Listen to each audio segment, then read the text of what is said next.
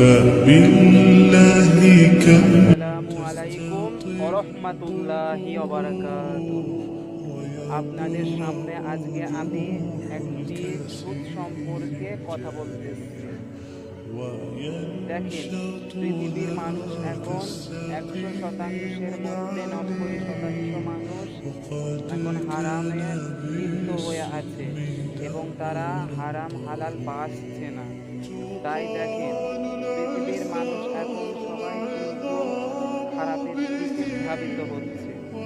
তাই সব সুদ যে খায় এবং সুদের যে সাক্ষী থাকে তার কিন্তু সব থেকে ছোট গুনাহ হচ্ছে মায়ের সাথে জিনা করা। সুদের সব থেকে ছোট গুনাহ এবং সব থেকে বড় গুনাহ আল্লাহ রাব্বুল আলামিন বলেন আমার সঙ্গে যুদ্ধ করা বা আমার সঙ্গে